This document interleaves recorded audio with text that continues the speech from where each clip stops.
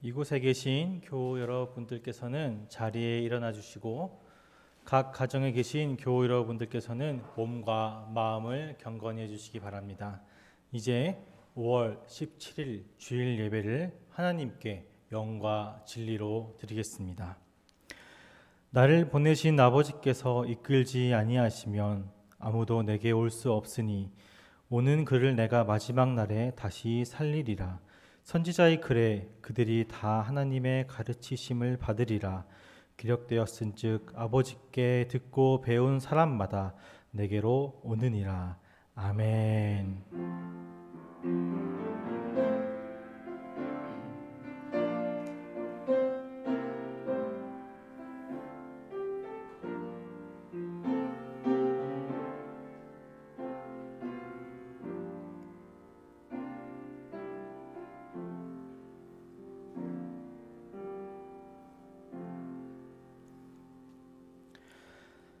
하나님 아버지, 복된 주의 날, 주님의 백성들이 이곳에서 그리고 각자의 자리에서 예배를 드립니다. 이 시간이 주님께서 주시는 기쁨과 감격이 넘치는 예배가 될 수 있도록 함께하여 주시고 온전히 하나님께 감사의 예배를 드리는 모든 교우님들이 될 수 있도록 인도하여 주시옵소서. 예수님의 이름으로 기도드립니다. 아멘.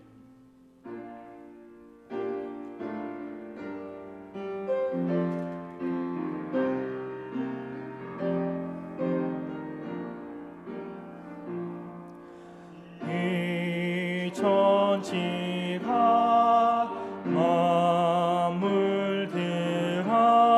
만물들아 복 주시는 주여와 전능성부 성자 성령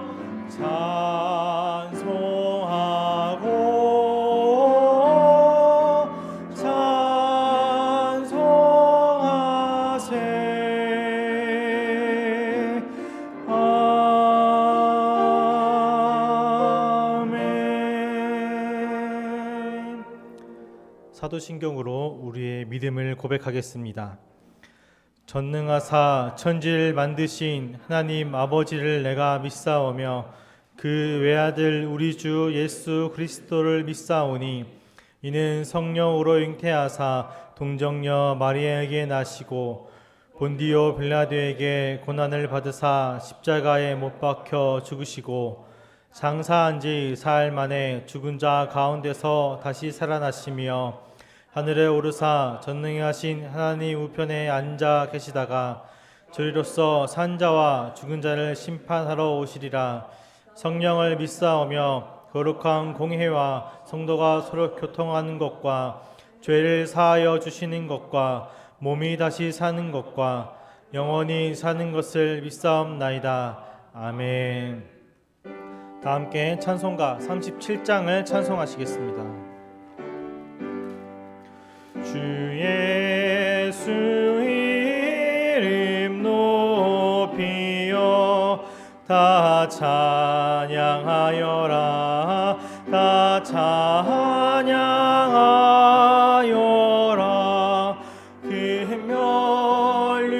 멸류관을 들여서 만유의 주를 찬양하세.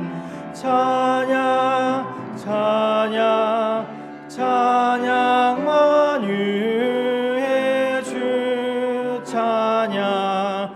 주 예수 당한 고난을 못 잊을 죄이나 못 잊을 죄이나 내 귀한 몸에 바쳐서 만유의 주를 찬양하세. 찬양 찬양 찬양 만유의 주 찬양.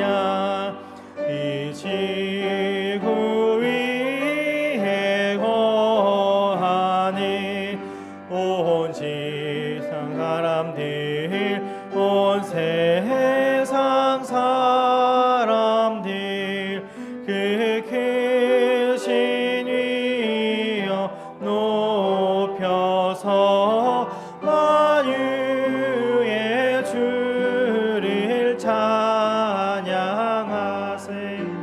찬양 찬양 찬양 만유의 주 찬양.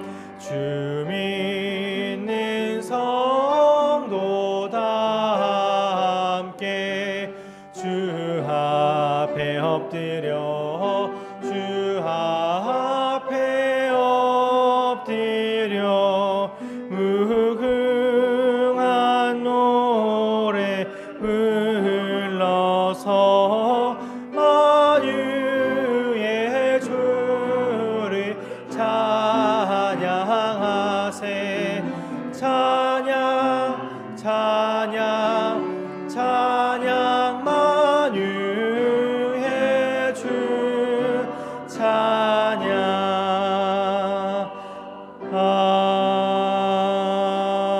아멘.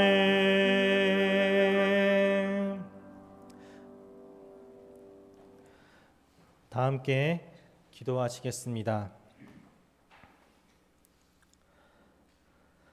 사랑과 은혜가 풍성하신 하나님 아버지 감사드립니다. 우리를 거룩하신 하나님께 예배드릴 수 있는 특별한 존재로 불러주심에 감사드립니다. 사회적 현실에서 다 같이 모여 예배드리지 못하지만 각자의 형편대로 각자의 자리에서 주님의 부활하심을 기뻐하며 기념하기 위해 시간을 구별해 주님 앞에 나아왔습니다. 이 시간 우리의 예배를 기쁘게 받아주시고 우리의 전 인격과 가치관이 그리스도의 모습으로 새롭게 되는 시간이 될 수 있도록 인도하여 주시옵소서. 하나님, 지금 전 세계가 코로나 바이러스로 고통을 받고 있습니다. 수많은 사람들이 바이러스에 걸려 고통에 신음하고 있으며 그 가운데 죽음을 맞이한 사람들도 있습니다. 이러한 어려운 현실 가운데 주님, 우리를 불쌍히 여겨주시기를 기도합니다. 바이러스로 고통받는 사람들, 그리고 아픔의 슬픔을 함께 지고 가는 가족들, 치료를 위해 밤낮으로 고생하는 의료진들까지 지금의 힘듦을 주님께서 위로하여 주시고 회복의 역사를 일으켜 주시옵소서. 더 나아가 이 바이러스로 인해 교회가 모여 다 함께 예배를 드리지 못하고 있습니다. 식탁의 교제도 나누지 못하고 서로의 안부를 물으며 함께 웃고 함께 우는 모임조차 할 수 없게 되었습니다. 어서 빨리 전염병으로부터 회복되어 주님께서 세우신 이 교회에 모여 함께 찬양하고 기도하고 교제하는 시간이 속히 올 수 있도록 주님의 전능하심으로 역사하여 주시옵소서. 아픔에 신음하는 교우님들을 위해 기도합니다. 주님, 김목녀 권사님을 기억하여 주시옵소서. 의료진들의 치료 가운데 주님의 능력이, 주님의 일하심이 풍성히 나타나기를 원합니다. 다시 건강한 모습으로 회복하여 가정과 교회에서 모범이 되고 하나님을 기쁘게 하시는 권사님이 되실 수 있도록 주님 붙들어 주시옵소서. 이를 위해 모든 교우님들이 한마음 한뜻으로 간절히 주님 앞에 나아가 기도할 수 있도록 주님 은혜를 베풀어 주시옵소서. 또한 목사님의 건강을 위해 기도합니다. 수술하신 환부가 회복될 수 있도록 주님 어루만져 주셔서 주님께서 맡겨주신 사역을 하루하루 잘 감당해 나갈 때에, 그리고 맡겨주신 양들을 돌볼 때에 불편함이 없도록 인도하여 주시옵소서. 교회에 조금이라도 아픔으로 신음하는 교우님들이 있다면 치료에 하나님께서 은혜를 베풀어 주시기를 기도합니다. 이제 목사님을 통해 하나님의 말씀을 듣습니다. 이 말씀을 통해 예배드리는 모두 교우님들의 삶이 변화되게 하셔서 각자의 자리에서 주님의 빛을 비추며 소금의 맛을 내는 역할을 잘 감당할 수 있도록 도와주시옵소서. 말씀의 큰 은혜를 받은 우리의 착한 행실을 보고 주님을 모르는 많은 영혼들이 주님 앞에 돌아올 수 있도록 주님 크신 은총을 내려 주시옵소서. 이 모든 말씀 우리를 너무나도 사랑하시는 예수 그리스도의 이름으로 기도합니다. 아멘.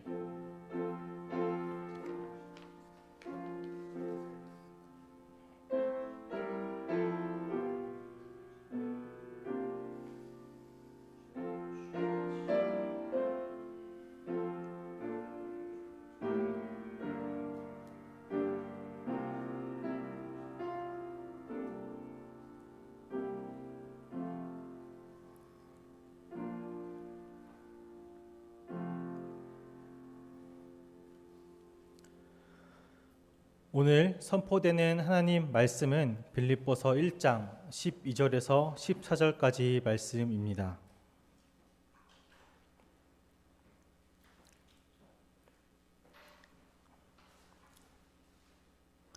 빌립보서 1장 12절부터 14절까지 말씀입니다. 다 찾으셨으면 우리 한 목소리로 함께 읽도록 하겠습니다. 형제들아, 내가 당한 일이 도리어 복음 전파의 진전이 된 줄을 너희가 알기를 원하노라.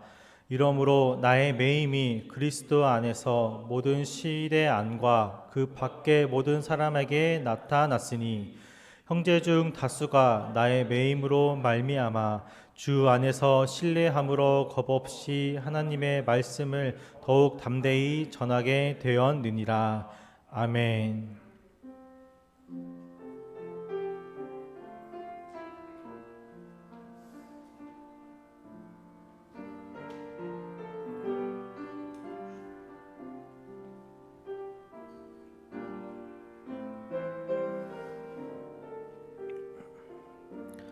주님, 은혜와 사랑에 감사드립니다. 어려운 현실 속에서 믿음을 잃지 않고 하루를 살아갈 수 있도록 붙드심에 감사드립니다. 이 모든 것이 주님의 은혜이며 주님께서 우리를 붙잡지 않으셨다면 불가능하다는 것을 고백합니다. 주님의 인도와 보호를 기억하고 감사하며 우리의 마음을 정성껏 담아 예물을 하나님께 드립니다. 우리의 예물을 기쁘게 받아주시고 어려울 때나 슬플 때나 우리가 고백한 이 내용들을 기억하며 힘차게 일어나 걸어갈 수 있도록 주님 은혜를 베풀어 주시옵소서. 예수 그리스도의 이름으로 기도합니다. 아멘.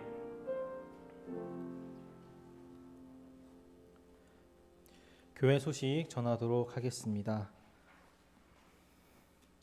오늘 교회에 처음 새롭게 나와주신 교우님이 한 분 계십니다. 우리 허춘자님 나와주셨는데 우리 다 함께 박수로 환영하도록 하겠습니다. 감사합니다. 네.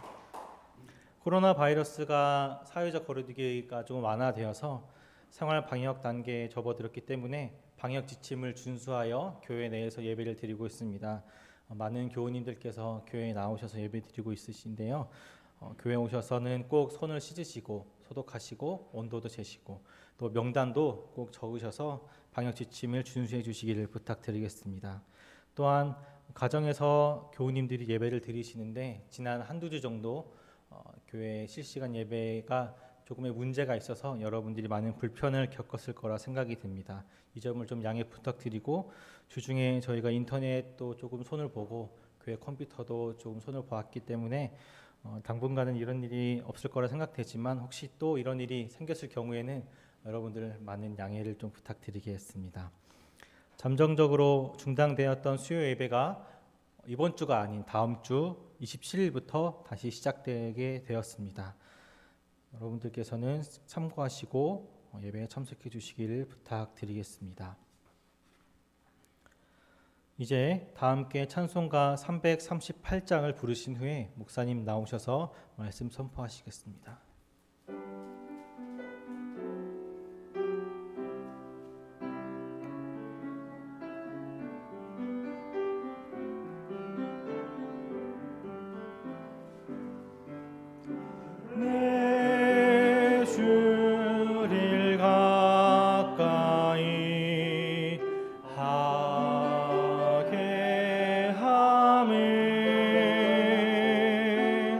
시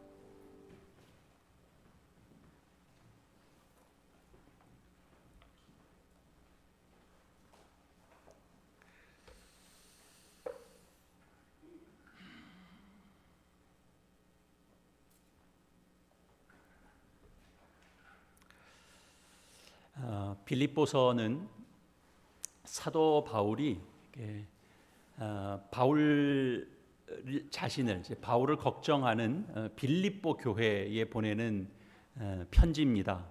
이 빌립보서의 그 핵심된 사상, 핵심된 주제는 기쁨입니다.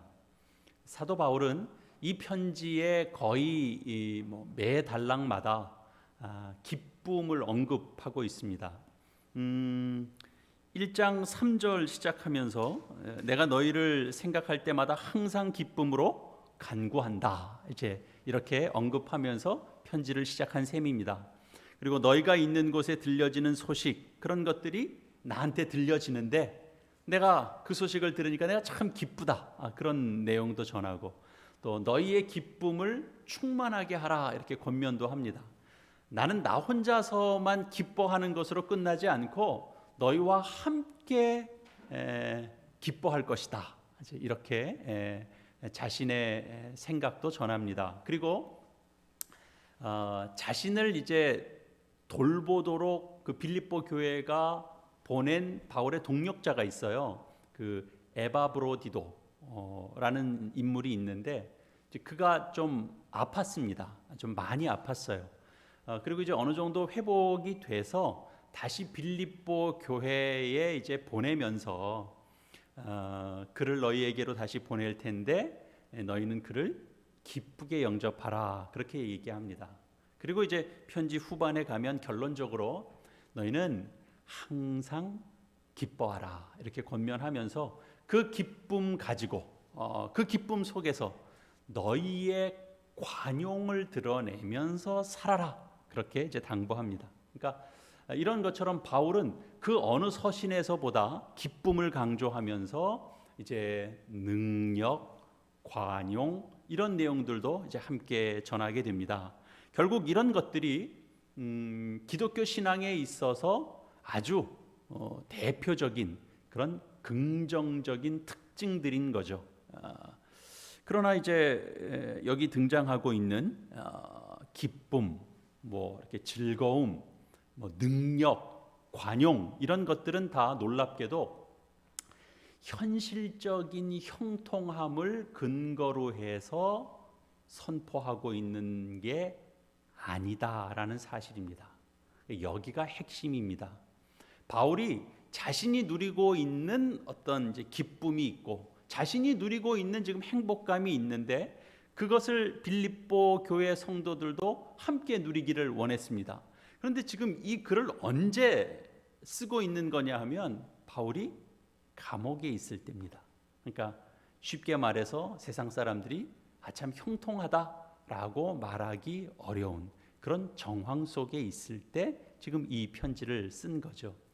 우리가 당시 이제 상황을 좀 생각해 보자면 지금과 같은 때가 아니니까 감옥에 있다. 그러면 지키는 이제 군병이 있고 그리고 당연히 이렇게 쇠사슬 같은 걸로 매어 묶여 있을 가능성이 높죠. 감시를 받고 있고 사적으로 자신이 쓸 수 있는 무슨 시간 같은 게 있는 게 아니고 누가 그를 배려해 주는 사람이 있는 게 아니고 그리고 무슨 통상적인 편의시설 같은 거 그런 거 없습니다.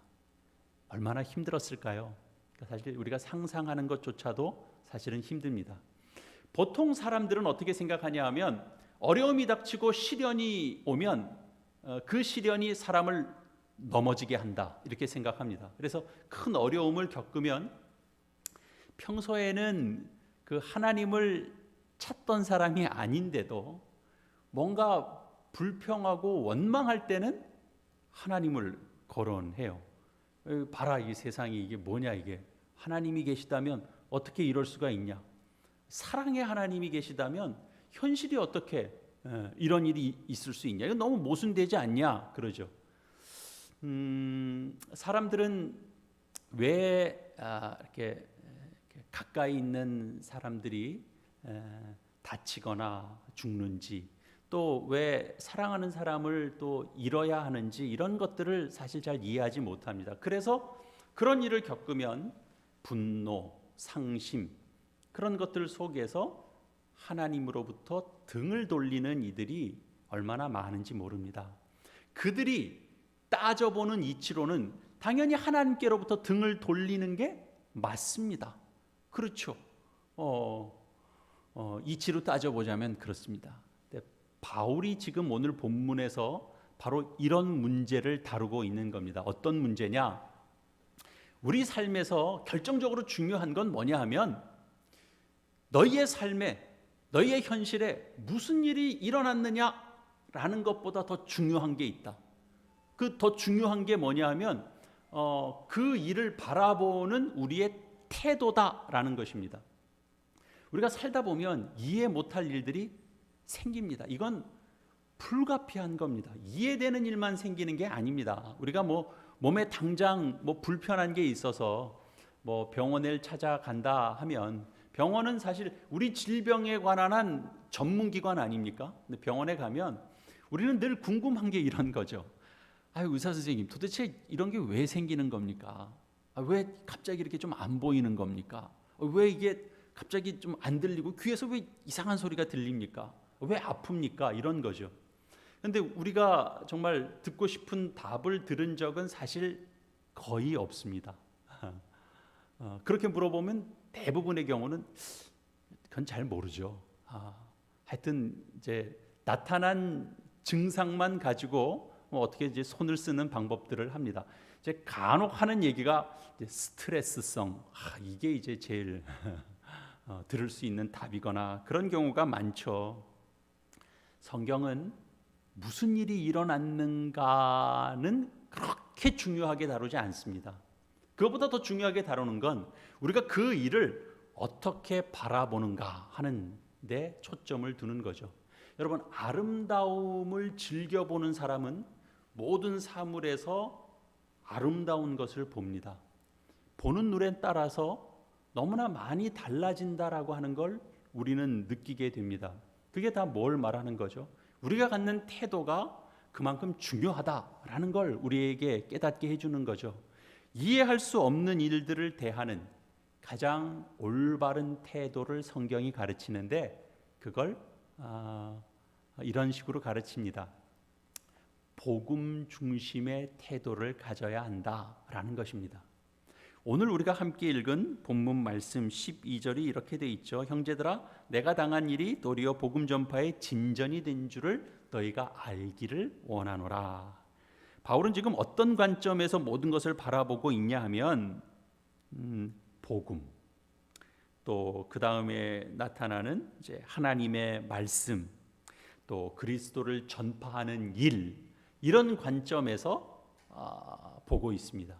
이게 성경이 가르치는 원리예요. 그러니까 어려운 일이 생기든 실망할 만한 일이 생기든 무슨 일이든 복음의 가르침에서 바라보는 겁니다. 사도 바울을 보면 자신의 인생을 참 대단하게 살아내잖아요.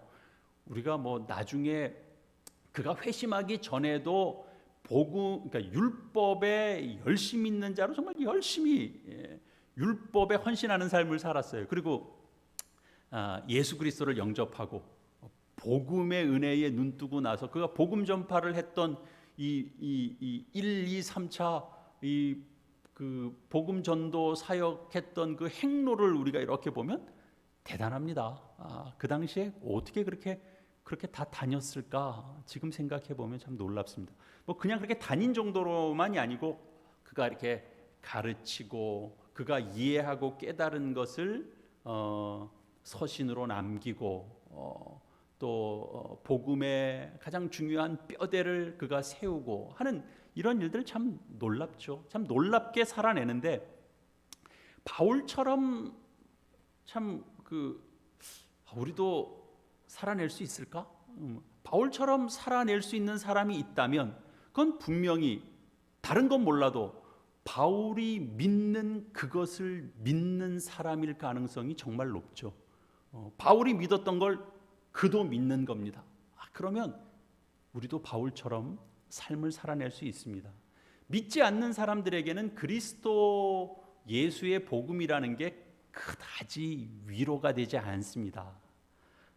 복음에 대한 신앙 고백이 있는 자에게 복음이 능력이 되는 거죠. 상황에 어떻게 반응하는지를 보면 우리가 그 사람이 하는 신앙 고백이 참된 것인지 아닌지를 우리가 알 수 있습니다. 그러니까 세상을 살면서 겪는 일에 대해서 여러분들은 어떻게 반응하십니까? 누군가 나를 모함한다. 그러면 화도 나고 분노도 일고 증오도 생기고 그런 게 당연하겠죠. 가족과 사별하는 일을 겪었다. 그러면 정말 깊은 슬픔이 일어나는 것이 또 당연하겠죠. 여러분들은 어떻게 반응하십니까? 근데 이런 부분들이 참 중요한 겁니다. 우리는 바울처럼 반응할 수 있냐 하는 거죠. 우리가 단순하게 말하면 나는 바울처럼 반응하는가? 아니면 나는 바울처럼 반응하지 못하는가? 사실 이렇게 딱 두 갈래로 나뉠 수 있을 것입니다. 바울은 도대체 어떤 일을 만났고 그리고 어떻게 반응했는가 하는 거죠. 바울은 사실 그 정적인 사람이 아닙니다. 앞서서 얘기했던 것처럼 두루 다니면서 복음을 전했던 대단히 활동적인 사람이었습니다. 그런데 그런 이제 복음 사역자가 지금 사슬에 매여서 옥에 갇힌 채로 여러 어려움과 고초와 모욕을 당하고 있습니다. 그런데 바울은 기쁨을 말하고 그리고 빌립보 교회에 자신을 걱정하는 빌립보 교회에 기쁨을 전합니다. 그 비결이 뭘까 하는 거죠. 역경을 만날 때 역경에 반응하는 그리스도인의 특징이 어떤 것일까 하는 겁니다. 바울은 우선 우리가 어디를 살펴봐도 하나님에 대한 원망 같은 건 나타나지 않습니다. 하나님의 일하심에 대한 어떤 의구심을 품은 대목을 우리는 읽어낼 수가 없습니다. 사실은 그럴 만도 한데 우리 같으면 충분히 그럴 수 있을 것 같은데 그런 대목이 없습니다. 왜 그럴까요? 그는 하나님을 향한 올바른 태도를 견지하고 있기 때문에 그렇습니다. 그럴 수 있었던 가장 큰 이유는 뭐냐면 하나님의 사랑에 대한 절대적인 확신이 있었기 때문이죠. 그 확신이 가장 분명한 자신의 토대가 된 겁니다.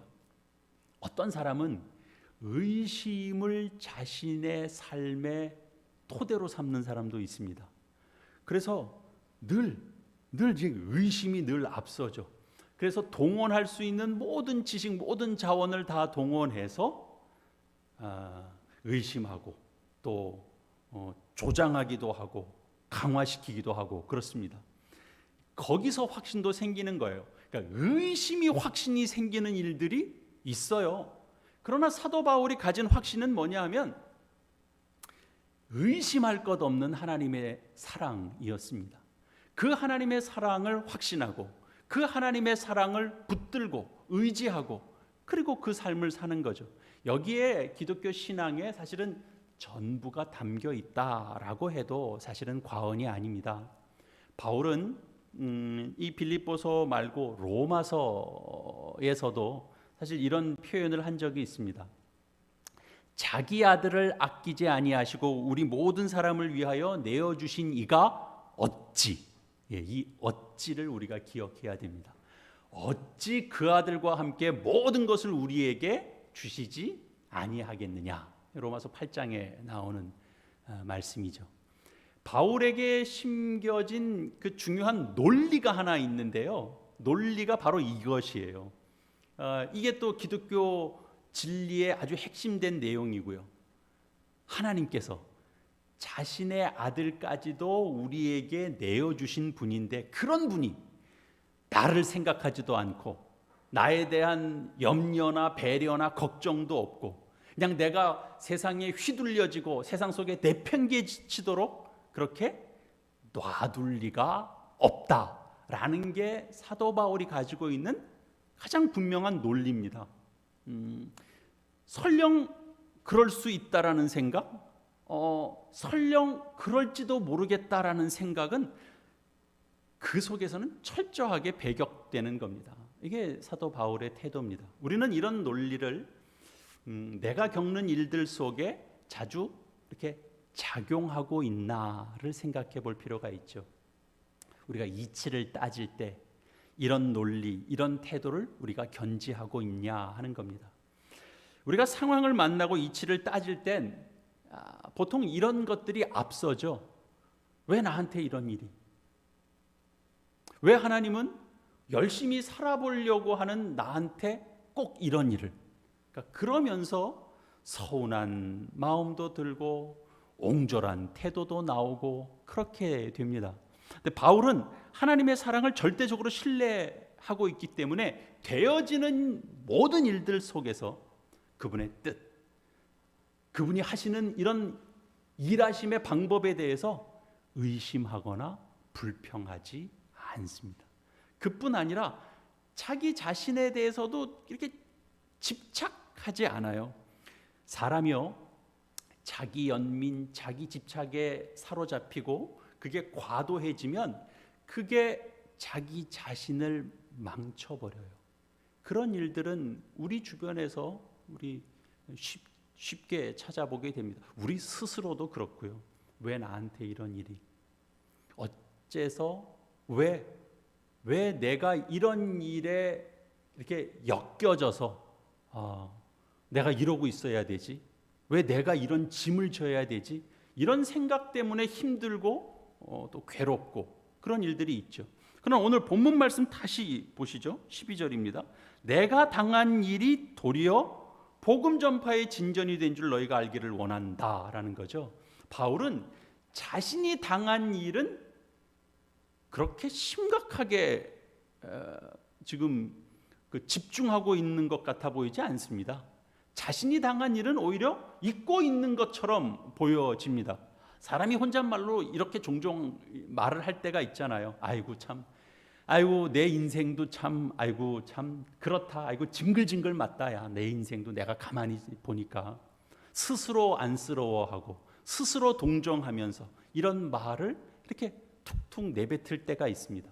근데 바울에게서는 그런 태도가 읽혀지지 않습니다. 하나님의 일하심에 대해서, 내가 처한 형편에 대해서 불평하거나 또는 자기 연민에 빠져서 괴로워하지 않고 하나님의 일하심이 얼마나 놀라운 변화를 만들어내는지를 더 듣고 있고 더 주목하고 있고 더 느끼고 있고 그렇습니다. 복음 전파의 최전선에 있었습니다. 그리고 가장 핵심에 있었던 사도 바울이 지금은 다니지를 못하는 몸이 됐습니다. 매여 있습니다. 옥에 갇혀 있습니다. 그러면 복음 전파가 막힐 것이라고 생각할 텐데 그거 염려하지 마라. 그렇게 전하고 있는 거죠. 내가 감옥에 투옥되어 있는데 놀라운 일이 일어나고 있지 않냐? 그렇게 얘기하는 거죠. 13절, 이러므로 나의 매임이 그리스도 안에서 모든 시위대 안과 그 밖에 모든 사람에게 나타났으니, 그러니까 내가 갇히지 않았다면 복음을 들어보지도 못했을 사람들에게조차도 복음을 전할 수 있는 기회가 됐다라는 걸 지금 이야기하는 것이고, 14절 말씀, 형제 중 다수가 나의 매임으로 말미암아 주 안에서 신뢰함으로 겁없이 하나님의 말씀을 더욱 담대히 전하게 되었느니라. 당연히 위축될 법도 한데 다수는 야 이거 봐라, 더 담대해지는 걸 너희도 보지 않았느냐, 나도 들었다, 그런 얘기인 거죠. 이런 반전은 사실은 하나님의 통치의 역사 속엔 우리 자주 등장하는 그런 내용이 됩니다. 우리 창세기에 등장하는 요셉의 인생만 보더라도 그는 형제들의 손에 팔려서 정말 가진 고초를 다 겪는 아주 굴곡진 인생을 그는 살았습니다. 근데 요셉이 자신의 인생을 어떻게 이해하고 있는가 하는 것에 대하여 창세기 결말부에 가서 창세기 50장에 가면 그 유명한 말씀이 있는 거 아닙니까? 당신들은 나를 해하려 하였으나 하나님은 그것을 선으로 바꾸셨다라는 겁니다. 하나님은 본래 악을 선으로 바꾸시는 분이십니다.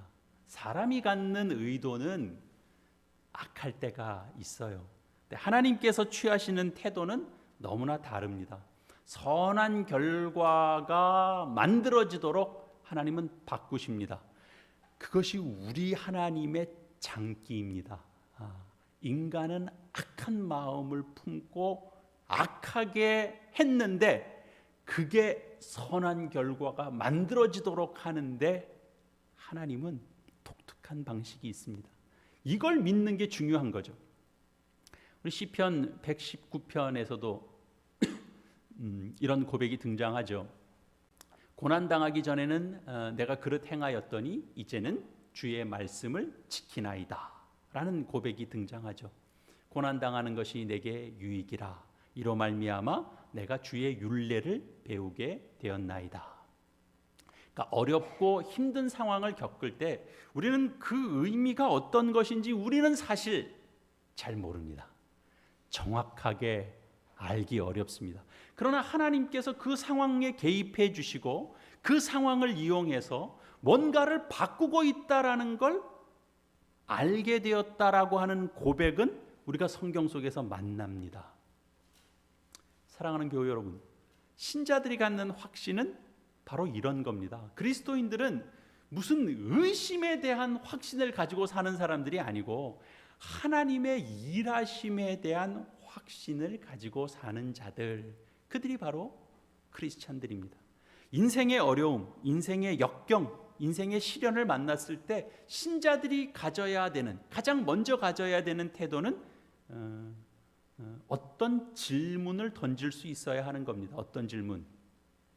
하나님은 이 상황을 통해서 도대체 무엇을 하시려고 하는 걸까? 라는 겁니다. 왜 이런 일이 생겨서 의시가 아니고 하나님은 이런 상황을 통해서 뭘 만들어내시려고 하시나? 라는 거죠. 세상 역사를 하나님이 쥐고 계시고 세상 역사를 하나님이 다스리십니다. 그 세상 역사에 하나님의 뜻이 담겨져 있어요. 세상에서 되어지는 일을, 그리고 나에게 일어나는 일을 이렇게 복음의 관점에서 바라보고 이해하려고 하고, 그리고 그 확신을 가진 사람, 그 사람은 이미 그의 삶에서 지금 승리하고 있는 겁니다. 복음의 능력을 전할 기회를 항상 준비할 수 있는 그런 사람은 승리하는 사람이죠. 여러분 모두가 그런 사람이 되시기를 바랍니다. 이 세상에 홀로 있는 사람은 아무도 없습니다. 그리고 이 세상에 어려움과 역경, 시련 겪어보지 않은 사람도 아무도 없습니다. 내가 그 고난을 겪을 때 내가 취하는 행동이 무엇이냐에 따라서 사실은 주변에 있는 사람들에게 영향을 줄 수밖에 없습니다. 내가 처한 상황에서 그리스도를 전하고 복음의 능력, 복음 안에 있는 신비, 그런 것들을 증언할 기회를 우리가 찾을 수 있다면 그것은 우리가 세상과 맞서는 방법이 될 겁니다. 이 땅에서 고난과 환난이 올 때 그것에 실망하고 그것에 낙심하는 사람들 속에서 신자들이 가질 수 있는 삶의 방법들이 될 겁니다. 우리가 뭐 탤런트로 알고 있는 임채무 씨가 있잖아요.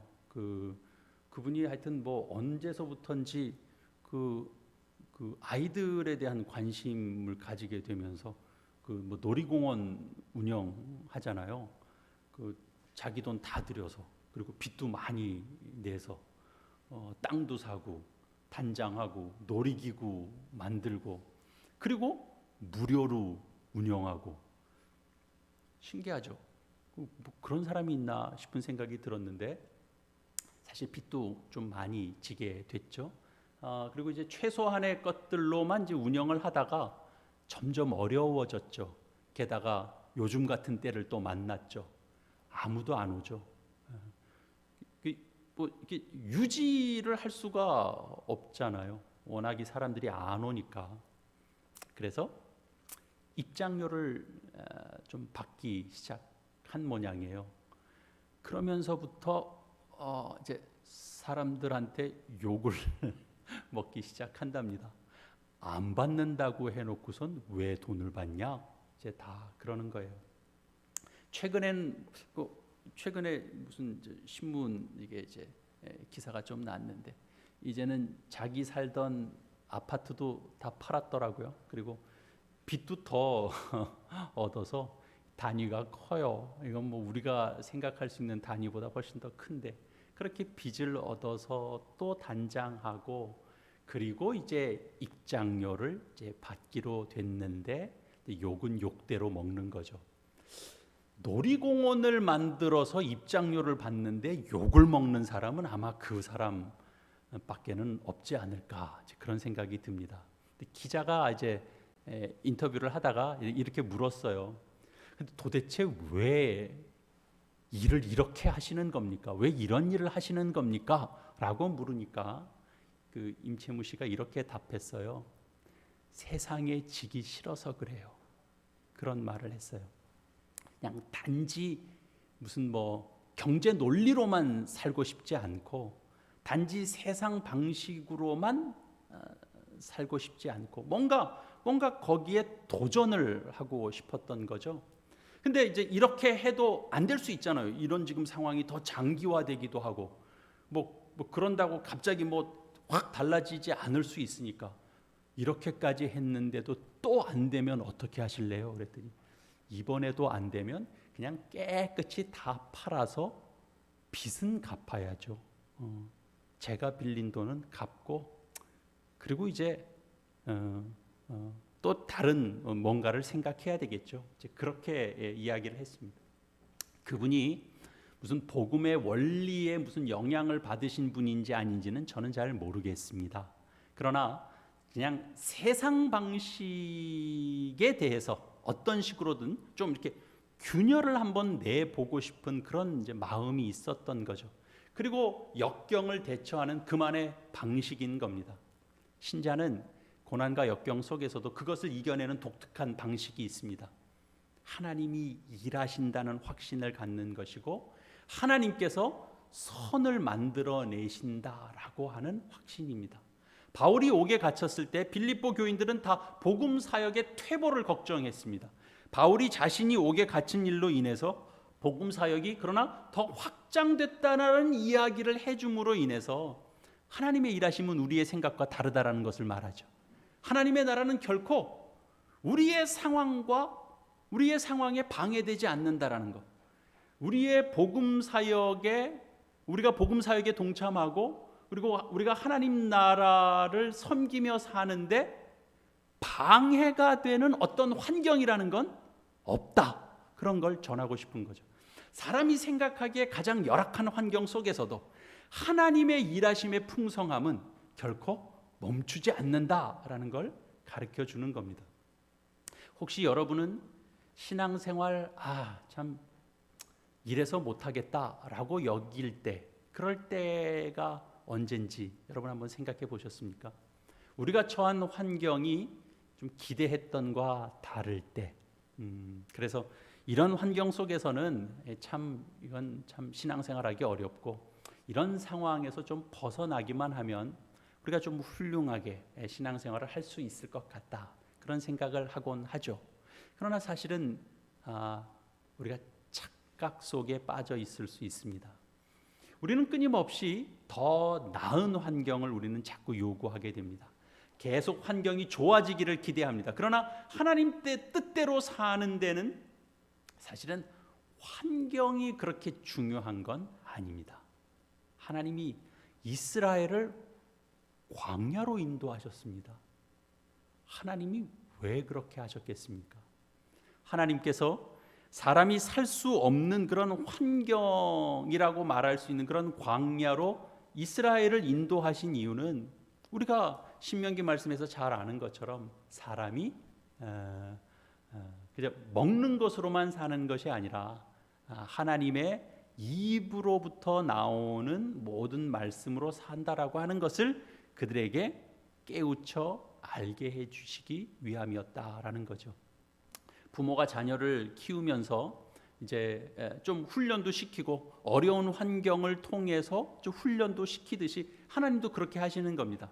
그렇다면 광야와 같은 척박한 환경이라는 것이 결국 신앙생활을 도저히 못하는 환경이 아니라 오히려 우리의 신앙 생활을 잘 할 수 있는, 하나님의 말씀대로 산다라는 것이 무엇인지를 더 잘 배울 수 있는 그런 환경이 된다라는 거죠.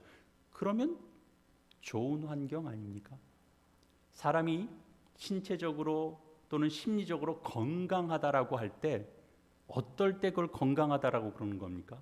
무균실 같은데 무슨 세균이나 바이러스로부터 완전히 차단돼서 아무 병도 걸리지 않고, 또 마음에 어떤 괴롭히는 갈등 상황 같은데 전혀 이렇게 거기 노출되지도 않아서 그래서 평정심을 유지할 수 있는 상태, 그런 상태를 건강하다고 그럽니까? 건강하다라는 건 여러 세균도 또 바이러스도 이렇게 접하게 되지만 면역력이 있어서 그런 세균이나 바이러스가 그 자신의 몸을 해치지 못하도록 할 수 있는 그런 능력이 있는 것을 건강하다 그러는 겁니다.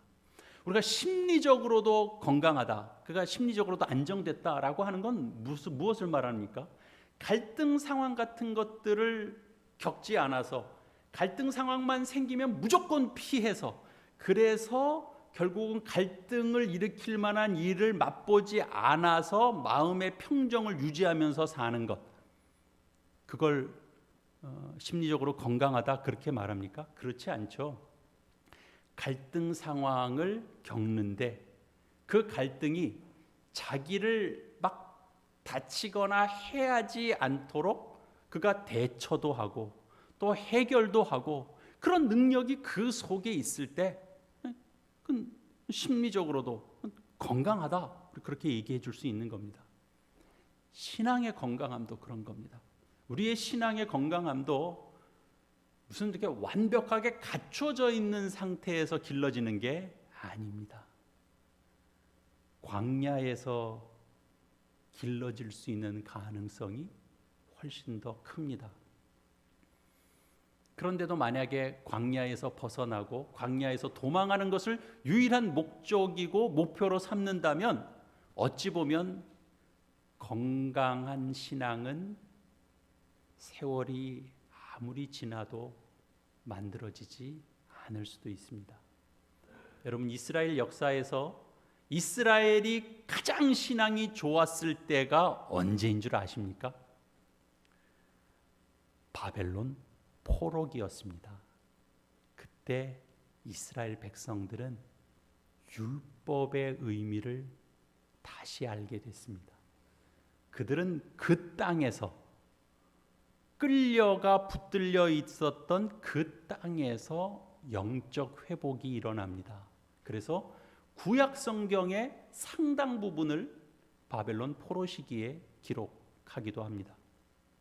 신앙 생활하기에 어려운 환경은 없습니다.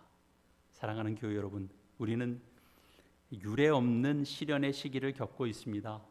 이런 시련을 겪어야 하는 의미가 무엇인지에 대해서 우리는 정확하게 잘 모릅니다.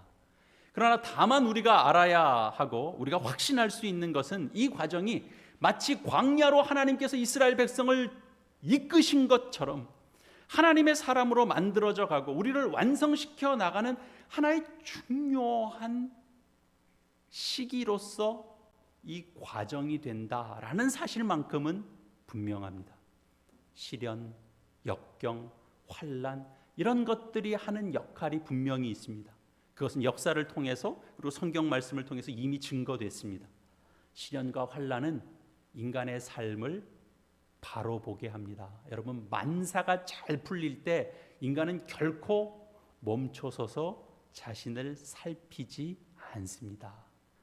돈 버는 재미에 모든 관심이 빠져 있을 수밖에 없습니다. 재난이 닥치고 또 어려움에 봉착하게 되면 인간은 비로소 진지하게 자신의 삶을 생각하게 됩니다. 삶을 진지하게 생각하게 만드는 일은 그것이 무엇이든지 간에 유익한 겁니다. 그것이 질병이든 그것이 사업의 어려움이든 그것이 가정의 어려움이든 마음의 상실감이든 그것이 무엇이든 우리를 유익하게 만듭니다. 우리를 유익하게 만드는 일에 하나님은 언제나 개입하십니다. 그 일하심을 바울은 주목하고 있는 겁니다. 그러니 여러분들도 나에게서 일어나는 어떤 일, 내게 닥쳐진 일보다 내가 그것을 바라보는 태도가 어떤지를 더 살피는 여러분들이 되시기를 바랍니다. 하나님과의 관계를 더 소중하게 여기고 자기 중심으로 자기 연민에 사로잡히지 마시고 복음을 중심으로 하는 삶의 태도, 그 관점을 여러분 견지하십시오. 어떤 상황이 되든 간에 복음을 전할 기회를 잡으십시오. 만드십시오. 찾으십시오. 하나님께서 바로 그런 여러분들을, 우리 모두를 거룩한 존재가 되게 해주시고, 그럴 때 우리가 어떤 상황, 어떤 환경 속에서도 삶의 기쁨이라는 것을 잃지 않는 그런 담대한 사람으로 하나님께서 여러분 모두를 그렇게 빚어 가실 것입니다. 언제나 우리를 사랑하시는 하나님을 힘입어서 지금의 역경을 넉넉히 이기게 하는 하나님의 찾아오시는 손길로서의 오늘의 이 복된 말씀이 되기를 축원합니다. 우리 이 시간 함께 오늘 말씀을 기억하면서 어떻게 이 말씀과 함께 조화를 이루는 나의 삶이 될 수 있을까? 우리 하나님 앞에 간구하는 화음의 기도를 우리 다 함께 드리시겠습니다. 함께 기도하시겠습니다. 아버지 하나님, 주님 오늘의 말씀을 기억합니다. 하나님, 우리는 당한 일을 생각하면 당한 일 속에서 우리는 무너집니다. 내려앉습니다. 그 의미들을 우리는 잘 추적하지 못합니다. 그러나 하나님, 사도 바울이 오늘 우리에게 말합니다. 빌립보 교회 교인들에게 전합니다. 내가 당한 일이 도리어 복음의 진전이 되는 놀라운 반전을 일으켰다라는 것들을 우리에게 전해주니 아버지 하나님, 그 말씀이 오늘 우리에게 전하는 내용이 분명히 있다고 생각합니다. 아버지 하나님께서는 우리를 광야 속에서도 이끌고 하나님께서 여전히 일하시는 것들을 보게 해주시니 하나님 감사합니다. 우리는 얼마나 잊어버리기를 좋아하는 자들인지 모릅니다. 하나님 놓쳐버리고 되어진 일들 속에서 묻혀버리기 때문에 아버지 오늘도 하나님의 사랑들을 잊지 못하오니 아버지 하나님, 오늘도 더 주를 믿고 따라갈 수 있는 힘과 능력들을 허락하여 주시옵소서. 주를 사랑하고 주를 더 이해하고 허락하셨듯이 역경 속에서도 아버지 하나님을 만나고 의지하며 살아가는 우리의 복된 신앙이 될 수 있도록 아버지 하나님 도와주시고 인도하여 주시옵소서. 세상에 되어지는 원리가 아니라 아버지 하나님 복음의 관점에서 하나님의 말씀을 붙잡고 복음을 전파하는 일, 그리스도가 드러나는 일에 우리 모두가 함께 나아갈 수 있도록 아버지 하나님 도와주시고 인도하여 주시옵소서. 이 공동체를 주님 사랑해 주시고 이 공동체가 바울이 믿었던 그 신, 하나님 그 믿음의 내용들을 우리도 또한 믿고 나아갈 수 있도록 확신을 가지고 나아갈 수 있는 우리의 삶이 될 수 있도록 아버지 하나님 도와주시고 인도하여 주시옵소서. 아버지, 우리가 화음을 이뤄서 온전히 세워갈 수 있도록 아버지 하나님 도와주시고 인도하여 주시옵소서. 아버지 하나님 도와주시고 삶의 은혜들을 누리게 해 주시옵소서. 아버지 도와주시옵소서.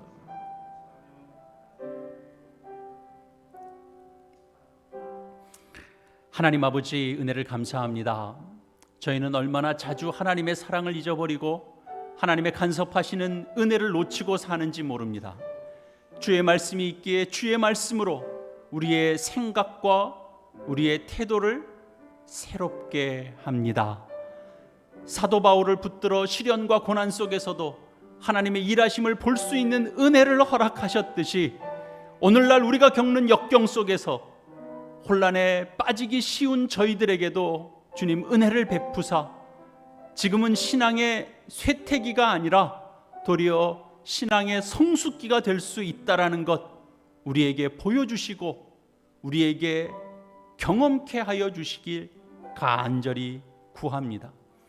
물질과 경제만이 사람이 사는 유일한 길이 될 수 없고 복음을 따라 말씀의 원리를 품고 사는 삶이 우리를 생명 있게 하는 유일한 길임을 우리 모두가 깨달아 알아서 멈추어 서게 하신 이때에 더 우리 자신을 살피고 더 깨어 있게 하시고 더 단단해지고 더 새롭게 되는 은혜를 주님 허락하여 주시옵소서. 현실을 대하는 저희의 생각과 태도를 주님 붙들어 주시옵소서.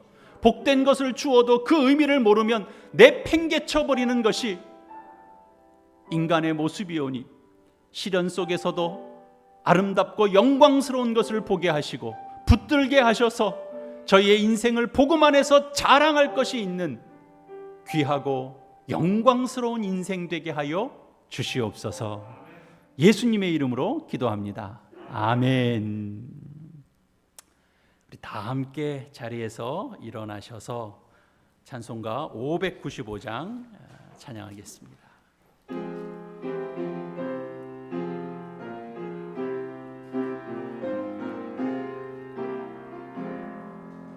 나 맡은 본분은 구주를 높이고 무령원 구원 얻도록 잘 인도함이라.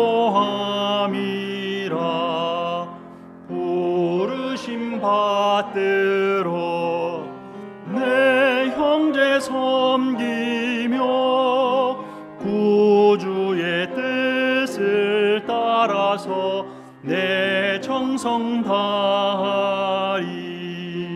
주 앞에 모든 일 잘 행케 하시고 이후에 주님 배울 때 상 받게 하소서.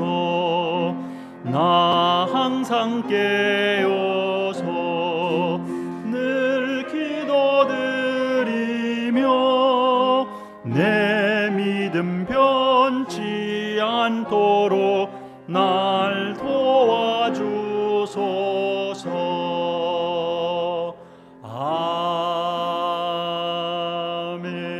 아멘. 이제 여러분 모두는 세상으로 나가게 됩니다. 그 세상은 우리가 붙들려지고 매이는 환경이 어떤 의미인지 세상은 모릅니다. 세상은 시련과 고난이 무슨 유익이 있는지 모릅니다. 그 세상에서 시련과 고난 속에서도 신자들의 영적인 유익을 위해서 일하시는 그 하나님의 손길을 바라보고 하나님의 손길 속에서 오늘 우리가 말씀에서 확인한 것처럼 도리어와 같은 그런 반전이 있음을 기억하여 현재의 어려움을 능히 이겨내는 여러분 모두가 되시기를 간절히 바랍니다. 이제는 우리 주 예수 그리스도의 은혜와 하나님 아버지의 한량없는 사랑하심과 성령의 교통하심이 복된 주일 하나님을 예배하고 새롭게 하시는 그 능력을 따라 기쁨의 삶을 살고 세상 앞에 나누리라 다짐하고 돌아가는 주의 자녀들 위해 영원토록 함께 있을지어다. 아멘.